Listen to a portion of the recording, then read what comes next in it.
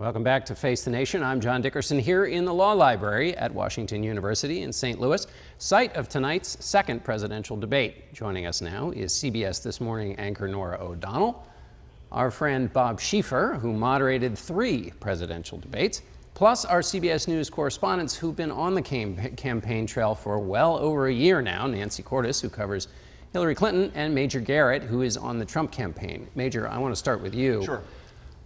Where to begin? How are things going inside the Trump campaign? There's a tremendous amount of stress that's quite obvious. Trump is getting a request from Mike Pence, his running mate, be more contrite. Apologize to the country more emphatically, more believably, more persuasively about what you've done, what you've said, what the country has seen. At the same time, there are other advisors who are saying, yeah, do that, but then smash mouth Hillary Clinton and Bill Clinton about Bill Clinton's history in this debate. It's your only available play. Go as hard as you can on that. Say what you said matters, but what Bill Clinton did or is alleged to have done matters more.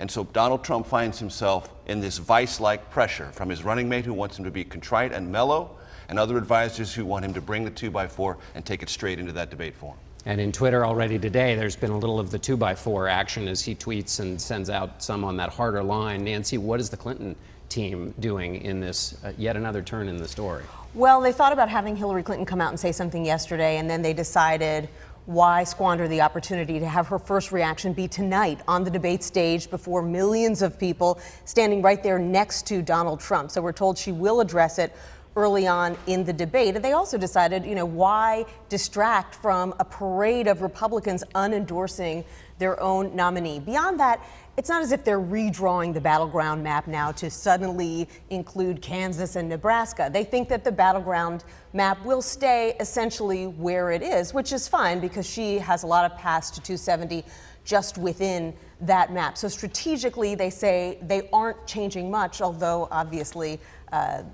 this was great news for them. 270 being the magic number on the Electoral College. Bob, you've been on the phone dialing around. What have you heard? Well, I can't find a single Republican. I talked to probably 12 Republican senators yesterday or their representatives. I couldn't find a single one who now thinks they're going to win. They were saying things like, look, we realized a couple of weeks ago that, that we were not going to win, but now we may lose by historic proportions. I mean, something that will, one person said to me yesterday, that could affect the Republican Party for generations to come. I'm not sure the Republican Party is going to survive this. Yeah, one Republican Party chair said there was a mushroom cloud outside the window after this. Norah, what did you make of Rudy Giuliani's attempt to defend Donald Trump? He basically said this was a long time ago and he's learned a lot on the campaign trail. Can you learn something on the campaign trail that undoes the damage of these remarks? Well, Rudy Giuliani was on because the chairman of the Republican National Committee, Reince Priebus, decided he would not come on. And I think that's telling, as one top Republican said to me, we're going to see the fastest cut and run in American political history. And Bob alluded to that. Look at the state of Ohio. No Republican has won the presidency without Ohio. Donald Trump might have won Ohio on the coattails of Rob Portman, the senator who's done great organizing there. Rob Portman has unendorsed him in that state.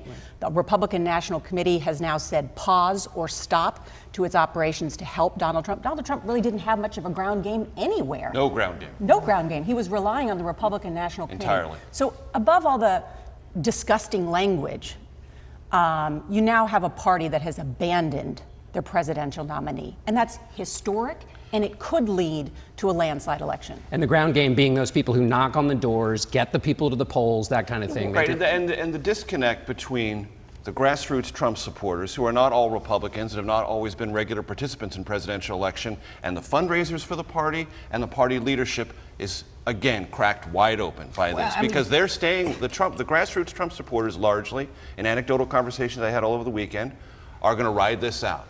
Because they still believe that Trump is their best option to change the system and attack what bothers them most about politics. But the fundraisers, the donors, and the Republicans who have to be on the ballot themselves, they're all walking away. But Right. you know that Republican candidates like Portman and Kelly Ayotte in New Hampshire are now in a terrible position because on one hand, they've angered all of those Trump true believers who might say, I'm not going to vote for you. They've decided to let some Republicans just stay home because they've told them now, I can't support the nominee, maybe you shouldn't either.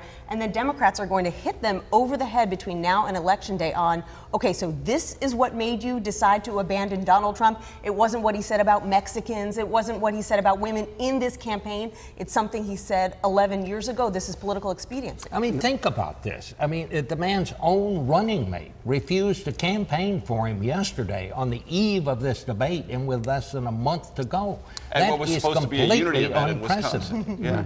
Nora, another, perhaps the biggest player still out there who hasn't, he was disinvited, Donald Trump was, from Paul Ryan's event in Wisconsin, the unity event that Major talked about that was put together by Reince Priebus, the Republican chairman of the party.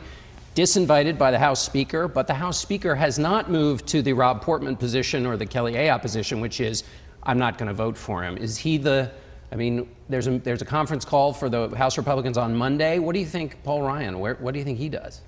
Well, this is in some ways a conscience call for many people, and I think we're seeing an emerging split in the Republican Party. Not only denouncing, but what does denouncing do? Or do you take a stronger stand and say, we can't elect this person, let's write in someone, as some of the other people, such as Rob Portman, as I mentioned earlier, has said. I think it's a real struggle for the Speaker of the House, Paul Ryan, who was heckled at that appearance yesterday by Trump supporters. By Trump supporters. But the leadership of the party that has to look beyond this election to the future of the party. I think it's essential in American democracy that you have two strong political parties. They're a check on one another. And at this point, we don't have two strong political parties. And that's necessary for a strong government and a democracy. Bob, you have moderated these debates. So what if you were on the deck tonight and about to had to come up with a question for these candidates? What would you ask? I think I would ask about the elephant in the room. And I think I guess what I would say would be this. Mr. Trump, if some man did to your daughters what you were talking about in that debate, in that tape, would you think that was cool? Would you be okay with that? I'd watch that answer.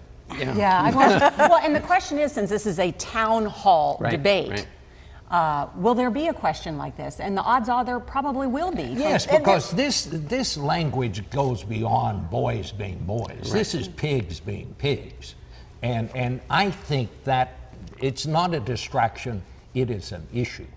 But there are some Democrats who worry that Hillary Clinton will overplay her hand and will go after him too hard. They say, look, he's digging a hole by himself. Republicans are helping him stay out of the way. They feel that Tim Kaine was more aggressive than he needed to be last week. And so they're a little bit worried that the Clinton campaign will see this as such a huge opportunity that it will go farther than it needs to. There are two unknowns. One we'll get the answer to tonight, and one we may never get an answer to. One of the reasons many Republicans bailed out yesterday is they got the sense that there's more coming on Donald Trump, that this is not the only revelation that will carry with it a tectonic, plate-changing bit of explosiveness. And they don't want to be a part of it, and they don't want to go for round two of that. That's the unknown we don't know about yet. The other unknown is tonight. And the reason the conference call with House Republicans is tomorrow is because Speaker Ryan was persuaded by those of the rank and file, give him a chance in debate number 2. Let's all assess after that. So what Trump does or doesn't do tonight will have a great deal to say about how resilient the elected Republican House support for him, rank and file, and leadership remains. A lot riding on the debate then tonight. Well, an enormous amount riding on the debate. And of course, the format, along with these charges, charges of what some are calling sexual assault. Joe Biden called this amounts to sexual assault. At a time when you have a male nominee and a female nominee on a stage, no podiums, chairs where they can sit down on and where they can approach audience members. It adds, body language becomes important in this type of debate.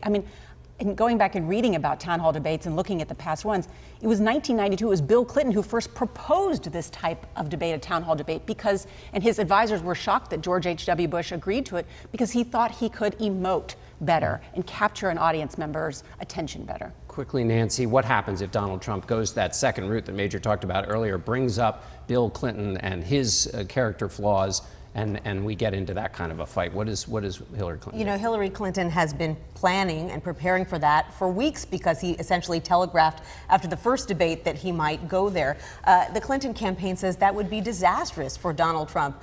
Hillary Clinton is the one running, not Bill Clinton. That's like blaming Melania Trump for what Donald Trump said in that leaked audio. So they don't think that that's going to be persuasive. They think it might actually engender more sympathy for Hillary Clinton, and you have to know that she's got a pretty well-planned response. All right. It's so great to be with all of you. Thanks for being here.